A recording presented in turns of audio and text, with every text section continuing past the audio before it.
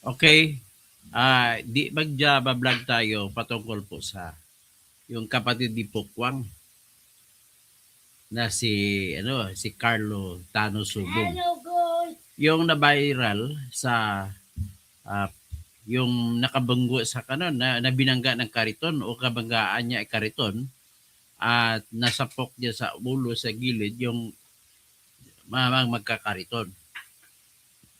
Ito, papakita ko sa inyo yung bagong CCTV. Itong totoong nangyari. Lumalabas po na mali-mali ang mga sinabi ni Tere Ridon na congressman na pakialamero gusto sumikat o sakayero na sumasakay kay Chan kasi kapatid ni Pokwang ang involved at marami ang nag-viral pa ang yung palabas na ito, sumasali din siya. O magandang hapon, Dennis Kausing, uh, kapatid ko. So ngayon, dahil viral yan, sumali-sali ito si Ridon, gumagawa pa ng kwento. At yung kwento pa niya ay hindi totoo. Ang hirap kasi nito kay Ridon, abogado pa naman siya. Graduate siya ng UP College of Law. 2011 siya naging abogado. Ang problema sa kanya ay, mahilig ka magkwento, Terry. Mahilig ka magkwento na hindi mo pa inalam ang totoong facts. So, you are acting not like a lawyer. And you must act like a lawyer. Kasi pag kasinungalingan po sinasabi mo, ay ikaw po ay pwede kang i-disbar. Kagaya sa akin, inaakusan ako ng sinungaling. Dinisbar ako. So, ganun po yun. Kaya, yung nangyari sa akin, gusto ko patikimin din sa iyo. So anyway, ito po yung totoong kwento. At yung nakita lamang ninyo, yung in-upload lang ng isang ginang na nakamasid at portion lang, hindi buong pangyayari ang kanyang in-upload. Ganun pa man, lumalabas dito na traidor yung anak ni Pokwang, ang kapatid ni Pokwang, kuya niya. Si Pokwang, kilala di ba yung komedyan? Sikat na komedyan. So ito po yung, ipakita ko muna po yung nag-viral na na palabas na in-upload ni nung ginang na yun na si Mary Grace Aquilino. So, ang views nito umabot na 7 million ka kanina eh.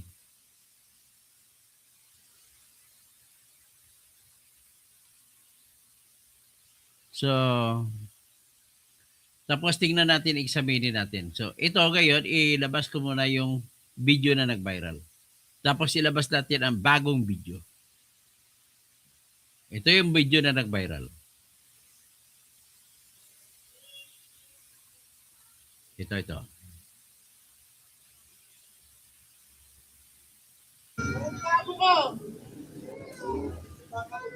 Ito, dito lang sa portion na to nakuha, ano? Ang nakuha lang ng video ng ginang na nag-upload nito ay sa umpisa na lang nasa baba na yung kapatid ni Pokwang. Pero hindi niya nakuha yung video nung panahon na nandun pa sa loob ng pickup yung kapatid ni Pokwang na si Carlo Tano Subong. So, ibig sabihin, kung hindi nyo nakita paano nagsimula, ay magagalit talaga kayo ng husto sa kapatid ni Pokwang. Ganito. Tingnan muna natin itong video na ito. Tarantado ka, sino nagsabi? Ibalik natin ulit sa simula. Tarantado ka. Si Kwan, mukhang si Carlos Subong ang nagsalita ng tarantado ka.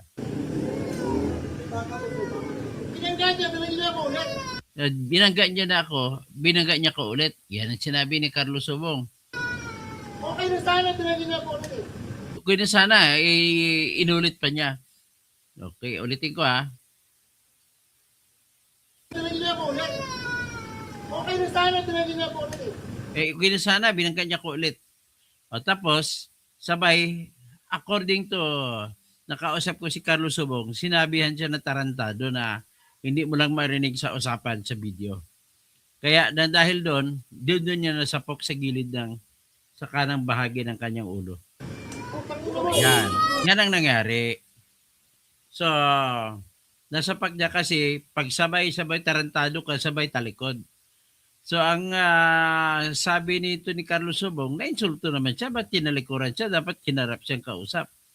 Kasi ang nangyari dyan, according to Carlos Subong at according sa video na ipapakita ko sa inyo, nabunggo mismo ang nangyari dyan, malayo-layo pa yung mama na may kariton, kasama niyang anak niya, naglalakad, may kariton din tinutulak ang kanyang anak. At tapos lalakad sila sa gilid, sa bandang kaliwang-kaliwang dulo ng kalsada ng M. Santos Street, doon sa Antipolo. So habang diretso siya, papapasok naman mula sa isang street, di Manlig Street, si Carlos Subong, pakana naman siya. Pagkanan niya, bakit na bigla naman nasa gitna naman itong magkakariton? Biglang gumitna. At gumita siya, binunggo ng kariton niya yung kanang kanto ng harapan ng pick-up ni Carlos Subong. Ganon po nangyari.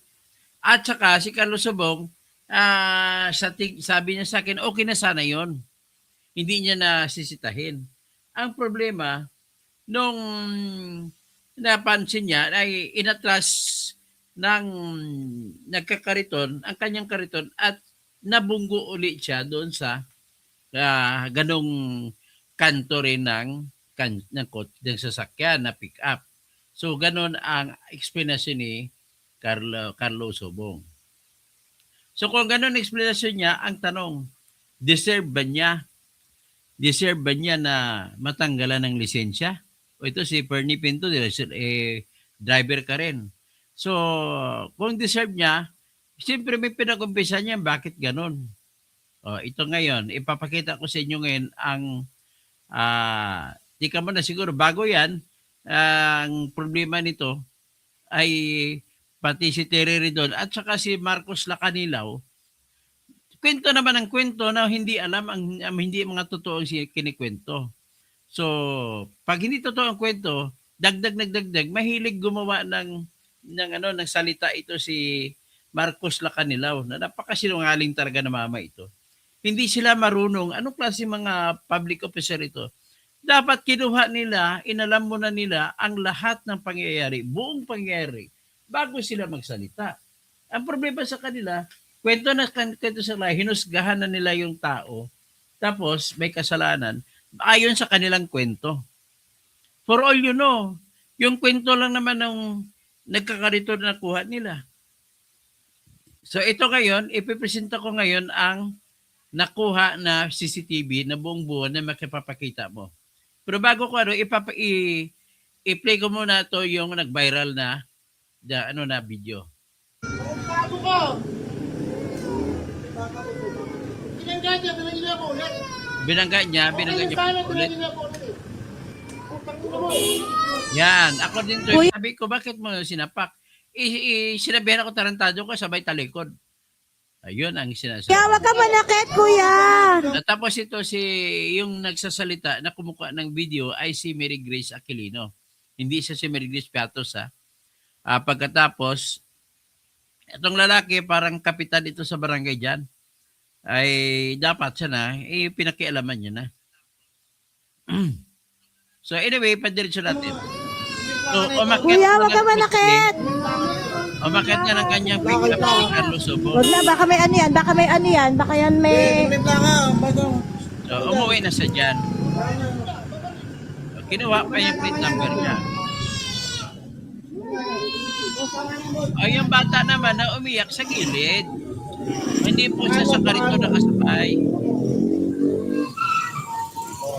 Umuwi na lang siya. naglakahan ko. So, nasa gilid lang yung bata. Hindi naman Tama na. Bata na yan, anak Huwag ka na umiyak, huwag ka na ng umiyak. lalaki. Ang pangalan niya Huwag ka na umiyak. Uwi ka na, wina. Crispin Villamor. Wina. May kariton siya yung sarili, oh. Uwi mo na. Napakasalbahe nun. Sinabi mo siya, napakasalbahe. Napakasalbahe, ano pa? Tara na. Pasok na dito. Parang daw niya, sabi niya. Oo nga. So, tingnan natin. Kung titingnan natin, napakaraming mga ano dito. mga comment na kontra sa kay Carlos Subong. Kuya, wag ka manakit, kuya.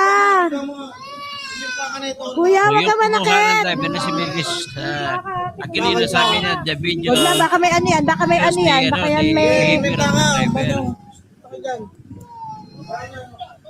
Namura siya dito, gago.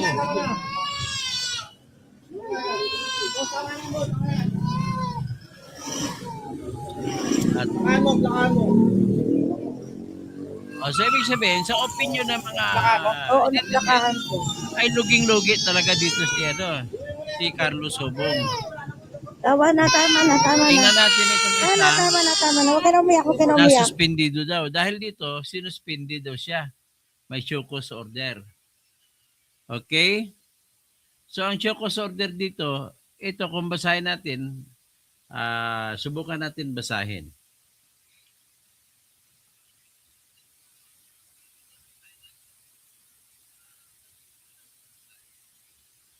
Okay.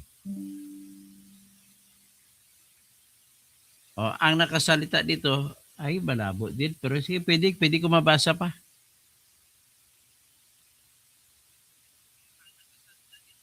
This refers to, sulat ito galing kay Marcos Lacanilaw, papunta kay Carlo Tano Subong.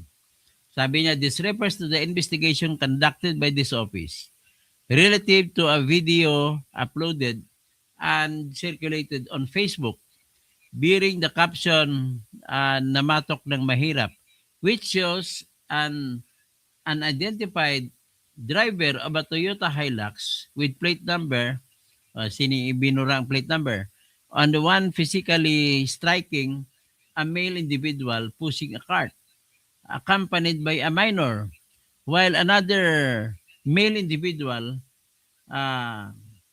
attempted to restrain and intervene.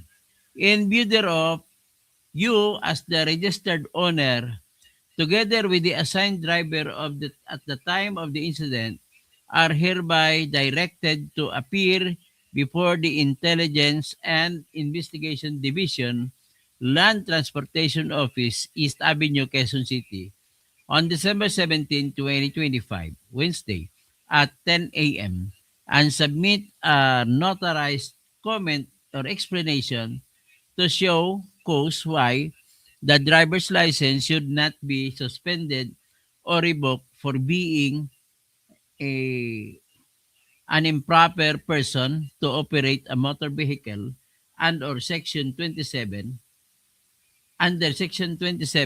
paragraph A of Republic Act 4136 as amended by Section 7 of Batas Pambansa bilang 384 or 394 in connection with the incident. So, in the interim, the Toyota Hilux bearing plate number blank is hereby placed under alarm status and the driver's license of the driver operating the subject motor vehicle shall be placed under 90 days of preventive suspension. So, ibig sabihin, ang ginawa nito, in-alarm ang sasakyan na hindi na magamit. Pagkatapos yung kanyang lisensya ni Carlos Subong ay may preventive suspension. Ibig sabihin, wala pa siyang parusa, binawalan na siya gumamit ng kanyang lisensya. Yan po ang preventive suspension niya. So, ano ngayon ang gagawin natin? Dito ngayon, ipapakita lang natin ang facts. Sa susunod na natin, titignan kung ano ang mga repercussion nito sa batas.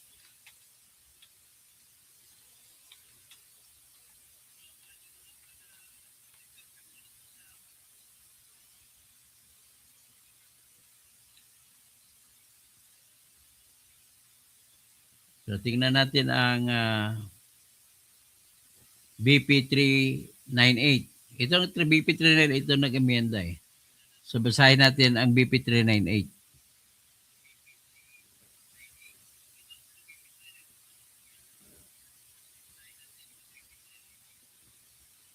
So dito pa, tingnan. So inamenda na ang Section 27. Basahin natin ang bagong BP Section 27. Authority to suspend. revoke and reinstate driver's license.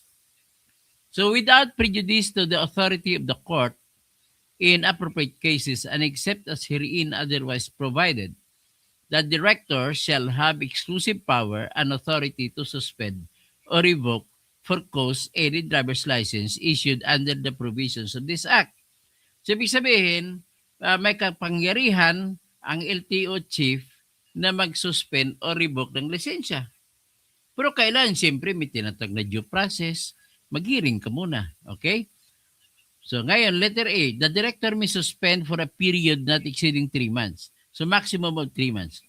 Or after hearing, revoke any driver's license and may order such license whether confiscated by and or in the possession of any other law enforcement agencies deputized in accordance with paragraph D, paragraph 1 of section 4 of this act to be delivered to him whenever he has reason to believe that the holder thereof is an improper person to operate motor vehicles or in operating or using motor vehicle in or as an accessory to the commission of any crime or act which endangers the public. Any deputy of the director may, for the same cause, suspend for a period not exceeding 3 months any driver's license issued under the provisions of this act, provided that such suspension may be appealed to the director.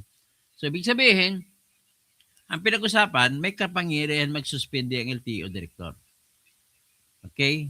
So, ang suspension na understood ay dapat makarating kahit tanungin mo sino mga abogado na may ipapataw lamang pagkatapos ng hearing. Okay? So, dito, ang isang napansin ko po dito ay walang tinatawag na power to preventively suspend. Alam niyo bang ibig sabihin ng preventive suspension? So, ito ang napansin ko dito. Sa utos na binasa natin, preventive suspension daw. Ano ibig sabihin ng preventive suspension? Hindi ka pa napaparusahan dahil may hearing pa. Tinanggalan ka na ng karapatan na magmaneho.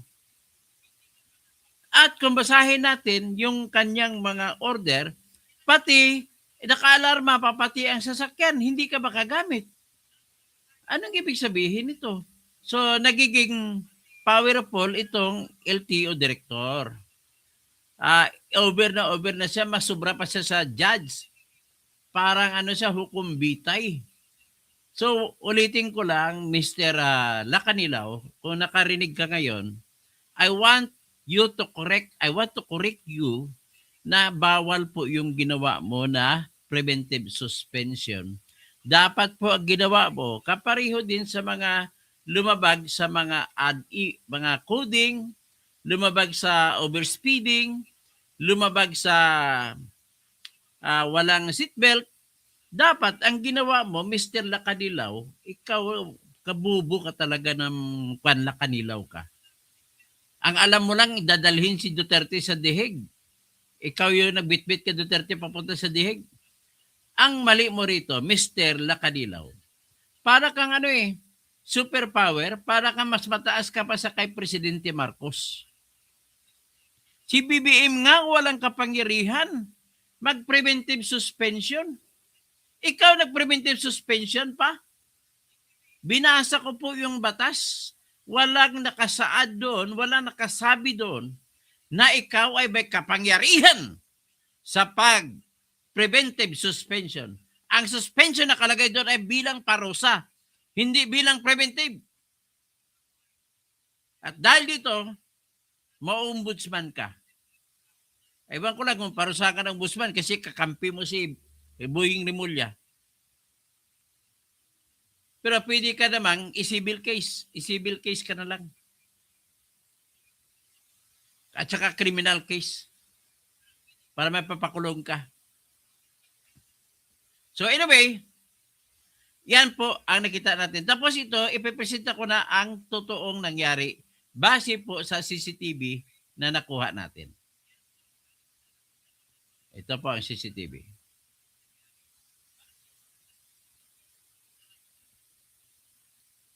Pero mo, sumasakay pa si Tiriri doon dahil kapatid ni Pukwang, si Carlo Subong.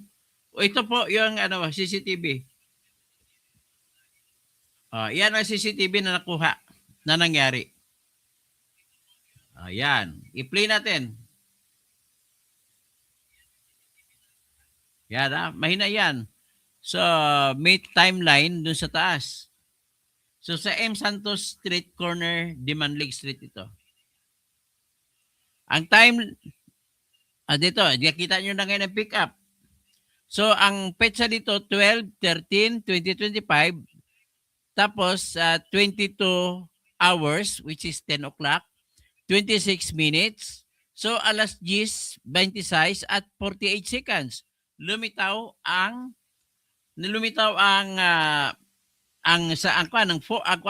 Hilux. Tapos makikita mo sa Hilux, lumitaw, nakita mo yung bata na tumutulak din at gumit na naman ng kalsada itong kariton. O, balik muna natin. Noong time na to, pag umpisa pa lang, nasaan yung kariton? Dito siya, yung kariton. Sa kanto, galing sa kanto sa kabila. Andiyan, kasama niyang anak niya, kasama niya nagtutulak sa gilid. Tapos, nang lumabas ang pick-up, nagpagitna siya ng kalsada. Kaya nabunggo niya, kita mo, nabunggo niya ang pick-up. Nang binunggo ng pick-up, ang ginawa niya nito, tingnan nyo, anong oras ang bunggo? Alas 10:26:24 seconds, 24 seconds. Sunod, nakita mo, inatras yung sa 58 seconds, inatras yung kariton. Lumipat na sa kabila yung babae, ng bata, yung anak ng driver, tingin ng anak ng kariton. Sa tingin ko, anak niya yan. So, tapos, nang pagkalipat, inatras niya yung kariton at ayan, binunggo na naman ulit. So, sa alas 10:27 at saka 2 seconds. Binunggo naman ulit. So, pagkatapos ng bunggo ulit, tingnan natin ano nangyari.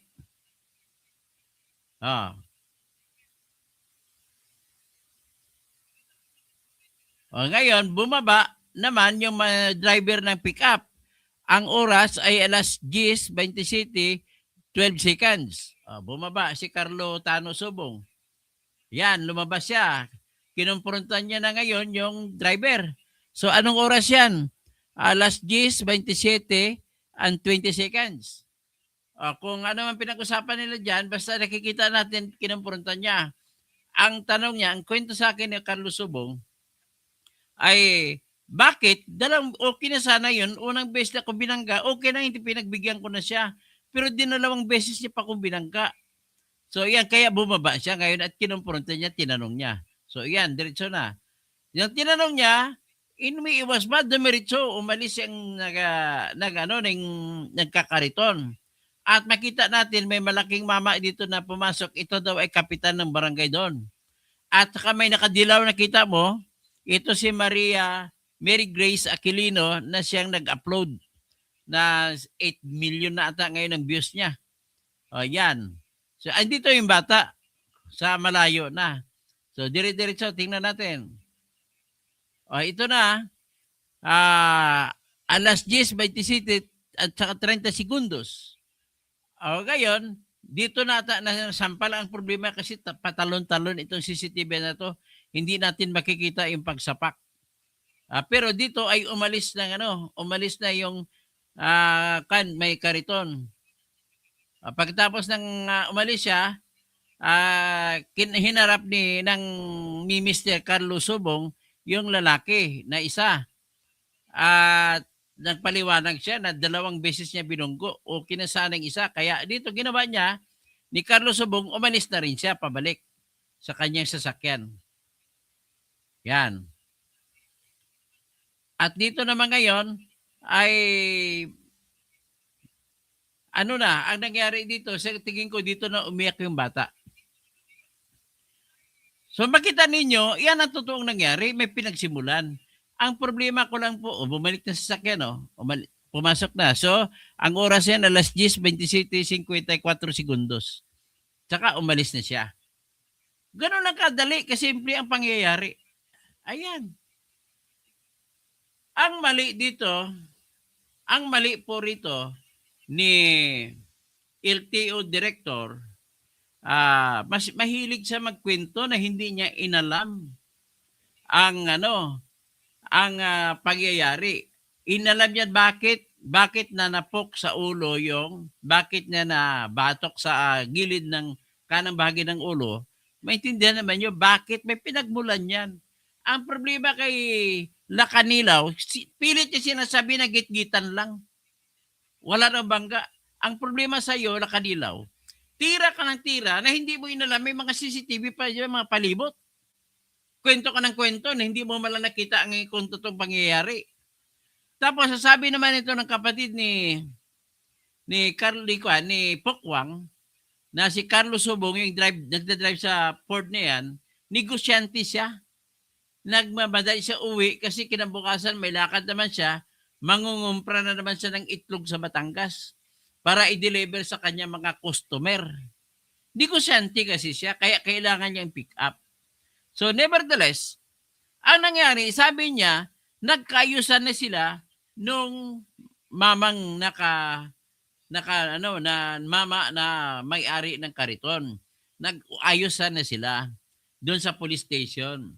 Na kasunod niya kinabukasan. Nung nalaman, ganyan, pagbalik niya galing Batangas, inayos niya kagad. So din sila sa police station nagpag-ayusan. Ang ayusan nila ay sumulat ng sinumpang salaysay ang magkakariton at sinabi niya ay hindi na siya magsasampa ng kaso. Ganon din si Carlos Subong ay hindi na rin siya magsasampa ng kaso laban sa mamang drive sa magkakariton. In other words, wala nang problema sa magkakariton.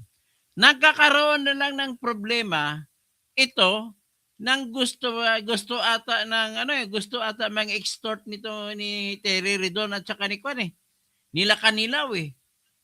Kaya sila naman ang masyadong interesado. Hindi na nga interesado yung mama na magkakariton na magsampa ng kaso. So, pero at least pinakita ko sa inyo ang totoong pangyayari. So, yan po ang totoong pangyayari. May pinag-umpisan, hindi mo pwede sabihin na Lacanilaw na gitgitan lang. Ito po hindi gitgitan. Binangga ng 2 beses. Kaya nga lang, kung ako naman tingin ko, in fairness naman sa mamang magkakariton, ay siguro na bangga niya pangalang beses dahil sa sobrang bigat ng kanyang kariton. Nung inatras niya, itulak na sana paiwas sa pick-up na tumama pa rin sa sobrang bigat, hindi niya na pakaliwa ang kanyang kariton. So, yan po ang nakita kong sitwasyon dito. Yung dalawa, nagkaayusan na si mamang magkakariton at saka si Mr. Carlo Tano Subong. Pinapalaki na lang ito ni Marcos Lacanilaw at saka ni Terry Redon. So, dito na ngayon, papasok ngayon yung kasinungalingan ninyo, Terry Redon, naggumawa pa kayo ng kwento na kung ano-ano pa ng kwento, ginagatungan ninyo. Kasi gusto niyo sumakay sa pagkapopularidad ni Pokwang na kapatid ni Carlos Subong. Biro mo, ang ginawa kasi ni Pokwang, kinabukasan noon, humingi siya ng tawad, nag-post siya ng kanyang video at humingi siya ng tawad para sa kanyang kapatid. At sinabihan niya yung bata, sige, pupuntahan kita, antayin mo si Tita Pokwang. Pupuntahan nga ni Tita Pokwang. Siyempre, parang kapitbahay din nila ito dito sa Antipolo eh. So, ganun po ang totoong kwento nangyari. Ang problema lang dito ay pinapasama ng mga sinungaling na mga opisyal ng bayan. Kagaya kay Terry Redon, napakasinungaling mo naman talaga, Terry Redon. Anong pagkakang abogado mo sinasalag mo rito sa pagkasinungaling mo, gusto mo lang sumikat. May balak ka kasi tumakbong senador eh. Kaya akala mo, tumira ka naman kay Richard. Ginamit mo naman ang kaso ni Richard doon sa SEA Games. Tapos pumasok ka naman sa isyu ni Cabral. Tapos ano pang iba-ibang mga kasong pinagpapasukan mo? Kay Pulong Duterte na wala na si Pulong 51 billion na binadget ng DPWH kay Pulong Duterte ay totoo yun. Bakit ka pa ng tanong na tanong? Ano ka? Parang sira kang plaka. Wala ng plaka ngayon ah. Ha? Tereridon? Paras lang kayo ni Trillanes. Kwento ng kwento na may 51 billion si Pulong. Matagal na sinabi ni Pulong. Oo. Bakit ano ba problema nyo? At nakita naman yun sa mga proyekto ni Pulong. Napakaganda na proyekto ng flood control sa Davao. Yan ang problema sa mga luko-lukong ito. Ay, yung bansa natin hindi umunlad dahil sa mga klase na baka akalain mo na civil engineer ka, Mr. Lacanilaw, hindi ka naman nag-abogado. Hindi ka pwede mag-attend sa mga kaso-kaso. Dapat yan, ginlagay dyan, abogado sa LTO. Ay, nako. Bakit kung si Marcolita kaharap mo sa Senado, tamimi ka? Hindi ka makasagot. Tapos, may pananakot ka pa sa kapatid ni Pukwang. Nananakot ka pa. O, ito pa si Terry. Sa sunod na araw natin tatalakayin yun. Ito lang muna, ipakita ko lang ang totoong nangyari. Na kung bakit masama man ang ginawa ni Carlos Subong, pero may pinanggalingan. Sabi niya, sa biglang sa silakbo ng kanyang damdamin ay nasampal niya yung mamang magkakariton sapagkat nung sinabihan niya, okay na sana, bilangga mo pa ulit. Nagsalita daw, although hindi mo marinig sa video, nagsalita raw, ayon sa kanya, pinagsabihan na tarantado ka, sabay talikod. Kaya, ayun, hinabol niya ng batok sa, batok ba yan? O sa gilid ng sa kanang gilid ng kanyang ng kanyang ulo. So, ganun po ang totoong nangyari. Hanggang doon lang. Kung magpaparusa ka, ang tanong yan later on, ang puntos ko lang numero 1 dito, Mr. Lacanilaw, you are wrong. Wala po sa batas, hindi ka binigyan ng kapangyarihan sa batas na mag-preventive suspension. Yung kasalanan ba ni Carlos Subong na yun, sapat na sa preventive suspension? Pangalawa, hindi na sakop ng LTO yun. Sakop na ng police matter yun, ng crime. Hindi na LTO subject matter noon. Parang lang yan eh, parang driver ka. May nakita kang tao, binaril mo. Ang ibig mo ba sabihin, pag binaril, road rage pa rin yan? Ibang bagay yon, usaping pulis yon. Hindi na usaping traffic. Kasi ang problema sa'yo, hindi ka abogado, napaabogado ka. Ha, Mr. Ridon? Ganun ka rin? Abogado ka, napaabogado ka? Ikaw, Lacanilaw? Parang ganun lang yan. Bumaba ka sa sasakyan mo, nagparada ka, nakita mo kaaway mo, o nakasigawan mo, bumaba ka at binaril mo. May kinalaman ba yun sa pagmamaniho? Wala. Ang usapin na yan ay papaparusahan ka sa pagbabagitan ng pagbibilanggo. Krimen yan. Hindi yan usaping driver-driver. At ang masama pa rito, wala kang kapangyarihan na mag-alarm ng sasakyan ng iba. Dahil sa pag-alarm mo sa sasakyan ni Mr. Carlos Subong, ay hindi niya na magagamit ngayon. Akalain mo, buwan-buwan binabayaran niya yan sa kasa. Ngayon, babayad na siya, hindi niya magagamit sa negosyo niya. Hindi ko siyang tao. Kung ikumpara mo yung magkakariton na awa tayo doon. Tapos si Carlo Tano Subong nagbabayad ng buwis. Bumibili ng itlog, kumukumpra ng itlog sa Batangas at ibang gamit dinadala sa Antipolo at ibibenta sa Antipolo, bayad naman siya ng buwis. Bumibili ng gasolina o krudo araw-araw. Nagbabayad ng buwis sa pamamagitan ng mga krudo na binili. Pagkatapos, siya pa yung nagpapaupa ng building dyan na napakalaki. Diyan sa may katabi ng Shopwise. Oh, di ko siyante, ganun. Ang binabayad sa city government ng Antipolo, milyon kada buwan. Tapos, ganunin mo lang. Anong klase kayo? At saka paparusahan mo, ribok. Sabi, nagbabanggit ka pa, Mr.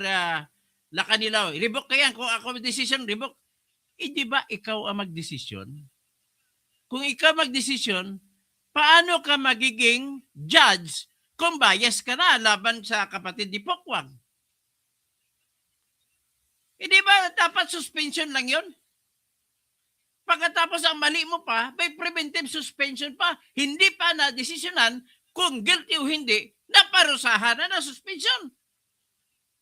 At higit pa dyan, pinarusahan pa ang sasakyan niya ay hindi magagamit dahil kung gagamitin sa kalsada, huhulihin ng pulis.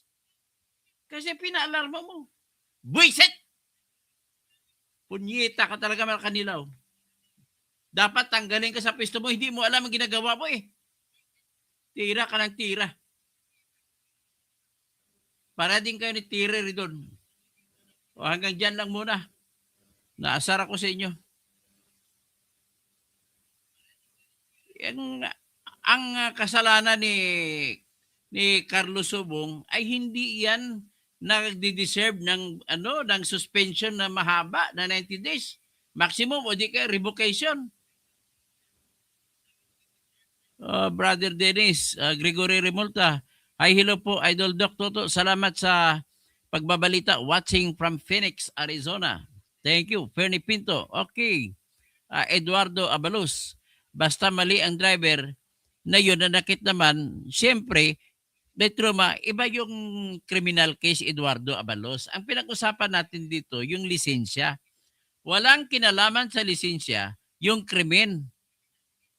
Bubuk ka talaga na ano. Eduardo Abalos, basta, nabasa ko na po. Kay Kumaro, binangga nga dapat hindi siya na nanakit. Paano kung may nangyari pa, nagkakarito na paggamot pa siya? Ay hindi mo naintindihan kay Kumaro. Inaamin naman nga ni Carlos Subong may mali sa doon. Ang mali doon yung mga pagpakialam ng mga punyeta na mga si Lakalinaw.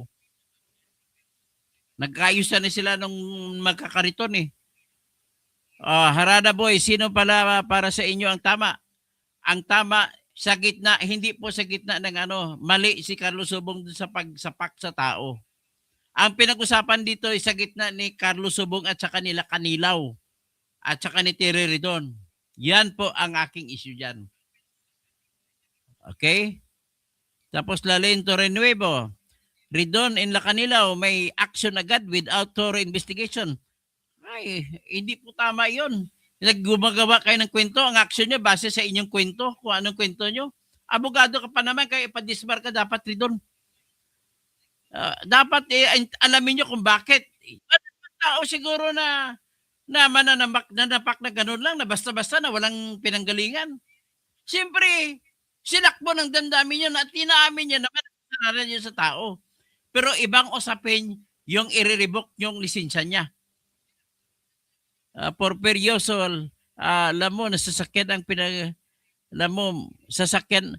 Ang problema nito, kakampihan siyempre ng mga taong magkakariton. Ang magkakariton po, walang binabayad na buwis sa kalsada. At bakit nadaan sa kalsada? Yun ang kabuuan. So, ngayon, kakampihan natin ang kakariton kasi kakaawa. Pero sa gitna ng nagmamaneho doon sa pick-up at sa kakariton, sino nagbabayad ng buwis para sa kalsada? Sana man lang, ang ginawa nung nagkakariton, gumilid siya. Ang ginawa, gumitna pa. At binangga niya sa kanang kanto ang Hilux. Diyan po nakabali. Pero ibang usapin yun. Wala na silang issue doon sa kasi sinagot naman yun. Kung may problema sa tao lang siya may problema. Ayos na siya doon. Nagkaayusan na siya sa pulis. Pero itong mga buwakang na si Lacanilaw at saka si Ridon, pakialamero na hindi panla alam wala ka connection sa pagmamaniho yun eh. Kung ugali yun, ugaling kriminal, iba yun. Ikaw por peryoso, pag-isipan mo na maigi. Sa gitna ng tao na nagbabayad ng buwis at tao na kariton, wala man nang bayad ng buwis. Pinirahan lang, hiningian ng yung kariton, sa totoo lang, binigyan siya ng 20,000 pesos. So, ibig sabihin, lumalabas, nangungutong pa yung nakakariton. Eladio Lagrimas, the problem there, here was the driver doesn't have the right to hurt the, yun ang sinasabi mo, doesn't have to hurt the right. Hindi siya pedestrian. Tumutulak po siya, Eladio Lagrimas. Anybody has no right to hurt another person. Pero ang sinasabi natin na nagkainitan nga, inainit ang ulo niya dahil binunggo siya. Di ba? Sa issue na lang yan, kung ikaw ay tao na marunong mag-control ng iyong damdamin, hindi mangyari yun. Pero kung ikaw hindi marunong mag-control ng damdamin, ay talagang may mangyayari na gano'n.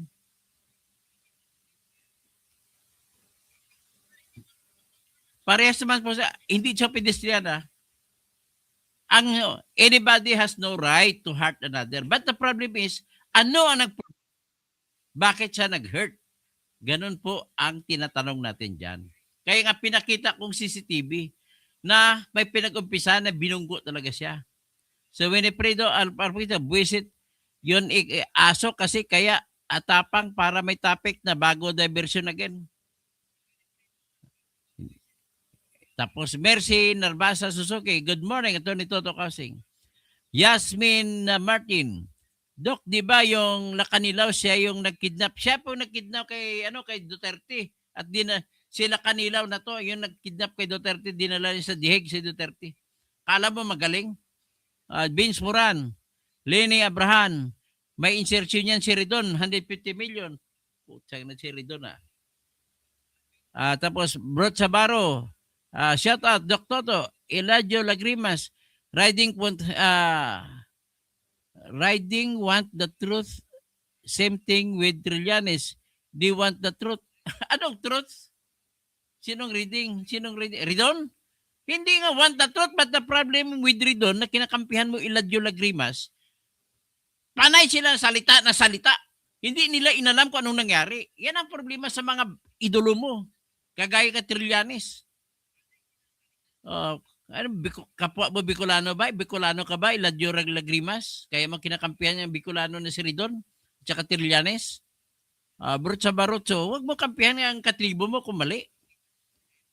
Like Dan, Brutsa Barutso watching live. Rapi Tolpo, settled issue na pala.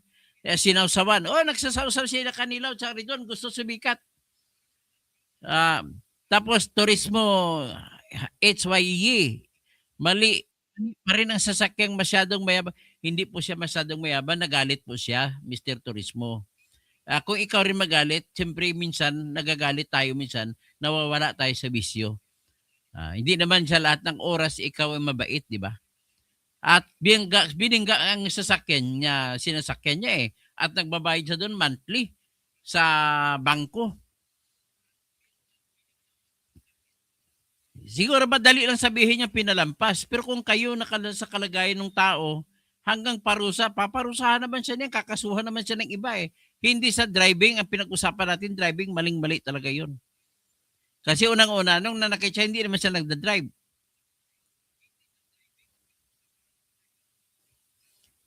Paano mo sabihin, Turismo, na mabubo mag-drive? Kumakanan nga siya At madilim, gabi yun. Makikita mo ba kariton? Sa gabi? Sige nga.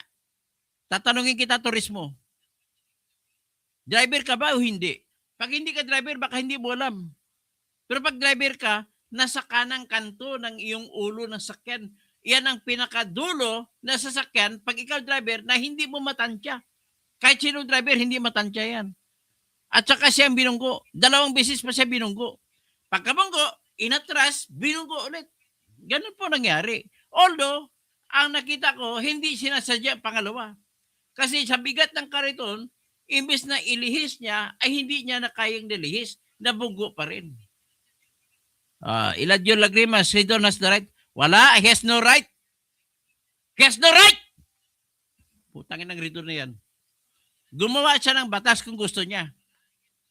Hindi siya pakialam, biro. Ako Bicol ka As Bicol Saro ka, dapat interest lang ng Bicol ang inyong pag-usapan dyan, ang iwatindihin mo. Hindi yung interest ng mga sasakyan sa ibang antipulo nangyari. Ang layo-layo ng antipulo sa Bicol. Pakialamiro ka talagang putang ina kang ridon ka. O, Julius Jadok, pag inom ka muna dyan, pre, okay? Ay, hindi okay lang. Ah, Astra, okay. Erlinda, Mamhat, nice good ang Davao projects at very well safe ang flood control nila very strong and it should be the design to follow in Cebu, Mananga, Butuanon and Kotkot Rivers. Papuntahin ang taga DPWH doon. O yun. Yun lang masabi ko ha. Ronald Bingson. Okay. Naimbaga bigat. Tapos Lenny Abraham. Tapos din sa Banyes. Yun nga. Ang problema na uso na ang pinakagalitan ko talaga to kay Lacanilaw. Style mo, walang due process. Tanggal kagad ang lisensya. Dinadaan pinangalanan mo ng preventive suspension. Wala ka namang kapangyarihan na preventive suspension. Oh, tapos, binawalan mo siya gumamit ng kanyang sasakyan. Binabayaran niya buwan-buwan yan sa bangko. Tapos di mo pabakan. Gago ka talaga, Lacanilaw ka. Okay na yun, parusahan nyo, kasuhan nyo na child abuse. So kung anong gusto nyo, hiwalay na usapin yun sa traffic. May 150 insertion pala itong si Ridon, sabi ni Kong Lebiste. Mayabang talaga ng Ridon na to. Jabil Rabait. Tama ka sir, walang due process, hindi siya dapat magdesisyon kung revoke ang license, harapin niya ang case through the court, then the judge will decide. Tama ka, dapat judge mag-decide dito. Kay Camaro, dapat hindi tinutok driver ng Hilux. Hindi naman ang driver ng Hilux ang nagtutok kay Camaro. Ang nagtutok yung kariton. Siyempre, paano pa gagawin kung nagmamaniho ka, kung marunong ka magmaniho kay Camaro? Paano ka magmaniho ng gapakanan ka, pagaling ka sa kabilang, pakanan ka? Sa kabilang kalsada ka galing? Sige nga, tapos nasa gitna yung driver. Kariton yun, hindi yung sasakyan. At kung ikaw driver, pag ganung gabi, hindi mo makikita ang kariton. So, sino may kasalanan? Ikaw may kasalanan, ikaw may karapatan gumamit ng kalsada dahil sasakyan ka. Ang isa, yung kariton, hindi yan sasakyan, walang lisensya yan. Bawal gumamit ng kalsada ng highway yan. Dapat gumilid na lang siya. Hindi gumilid gumita pa. So, nagagalit talaga ako, Louie, malupit.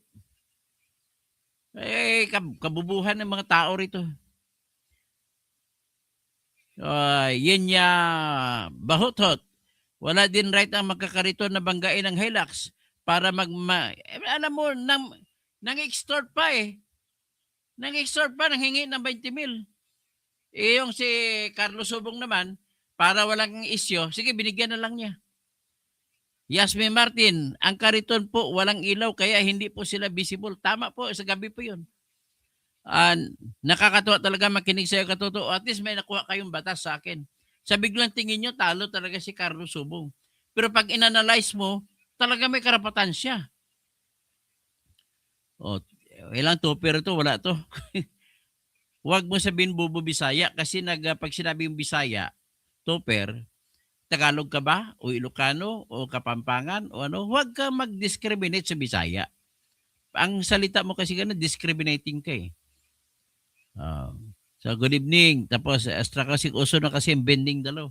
Yun, idol nila si Kwan. Idol nila si Rapi Tulfo. Si Ramon, si Kwan. Si Erwin Tesiba Tulfo at saka si Kwan. Si Bonjing Remulla. Hanggang dyan na muna tayo at ulitin natin bukas ang follow-up kung paano man follow-up dito.